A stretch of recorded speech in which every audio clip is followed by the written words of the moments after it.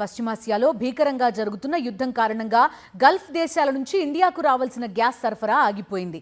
దాంతో మొదటగా commercial gas పై ఆధారపడ్డ hostels కి సరఫరా ఆగిపోయింది. మెస్లు క్లోజ్ చేసే పరిస్థితి ఏర్పడింది. ప్రస్తుతానికి తమ వద్ద ఉన్న గ్యాస్ తో బేసిక్ మీల్స్ మాత్రమే హాస్టలర్స్ కి అందిస్తున్నామని హాస్టళ్ల నిర్వాహకులు చెప్తున్నారు. మరికొందరు నిర్వాహకులైతే సిలిండర్లు లేకపోవడంతో కట్టెల పొయ్యి మీద వంటలు మొదలుపెట్టారు.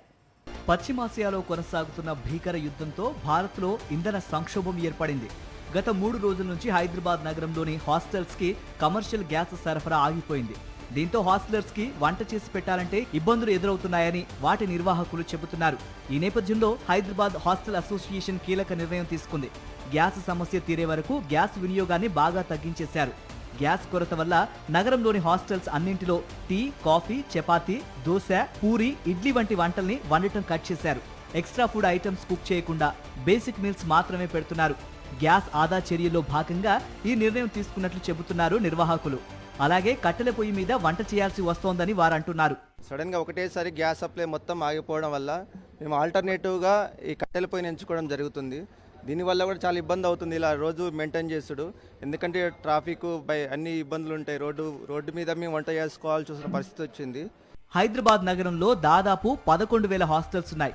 ఐటీ ఉద్యోగులతో పాటు ఇతర ఉద్యోగులు, వివిధ కోర్సులు అభ్యసించే విద్యార్థులు దాదాపు 10 లక్షల మంది ఈ హాస్టల్స్ లో ఉంటున్నారు.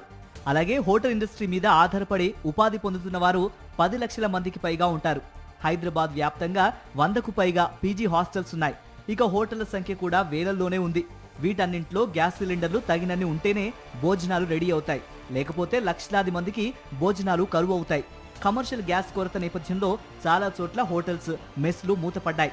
ఈ నేపథ్యంలో ప్రభుత్వ పరంగా సమీక్ష చేస్తామని మంత్రి ఉత్తమ్ కుమార్ రెడ్డి అన్నారు. మేము సిచ్యువేషన్ ని మానిటర్ చేస్తున్నాము. తెలంగాణ రాష్ట్రంలో 86% డొమెస్టిక్ సప్లై ఉంది, 14% కమర్షియల్ సప్లై ఉంది.